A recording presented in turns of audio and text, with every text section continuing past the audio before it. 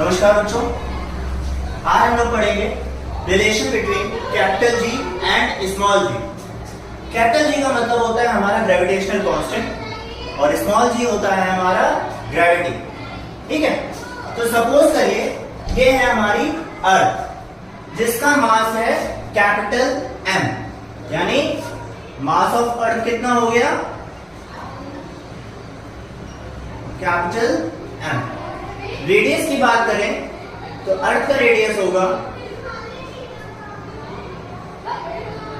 Are. अब इस अर्थ पे हमारा क्या रखा हुआ है? एक बॉडी रखी हुई है जिसका मास है स्मॉल एम, यानी मास ऑफ बॉडी कितना हो गया? Small M. हम सबको पता है कि according to the universal law of gravitation force का फॉर्मूला क्या होता है?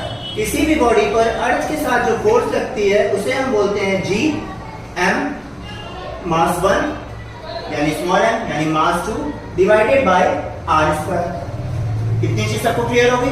यहां तक तो कोई डाउट नहीं होगा। अब अगर हम बात करें इस बॉडी की, तो इस बॉडी पे कितना फोर्स लगा रही होगी ये बॉडी अर्थ पे? ये होगा इसका वेट, और वो जो वेट होगा वो क्या हो जाएगा? वो हो जाएगा इसका मास इनटू इसका ग्रेविटी।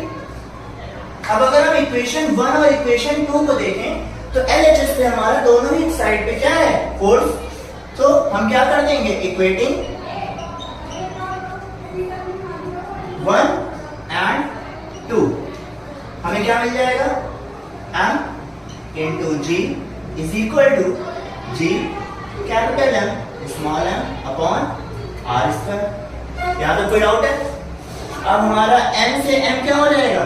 शरीर। तो हमें यहां से g की वैल्यू क्या मिलेगी? g की वैल्यू हमें मिलेगी capital G m upon R square.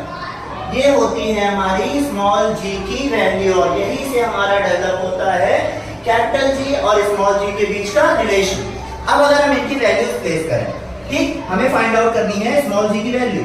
तो कैपिटल G की value 6.67 into 10 power 11, mass of earth 6 into 10 power 24, और divided by radius of earth कितना हो गया? 3.8 into 10 power 8। जब हम इसको सॉल्व करेंगे तो हमें g की वैल्यू मिलती है यहां से 9.81, और यूनिट क्या होगी इसकी? मीटर पर सेकेंड। ठीक है बच्चों, क्लियर है यहां तक? चलिए नेक्स्ट मिलते हैं फिर किसी इंपॉर्टेंट टॉपिक के साथ। Till then good bye.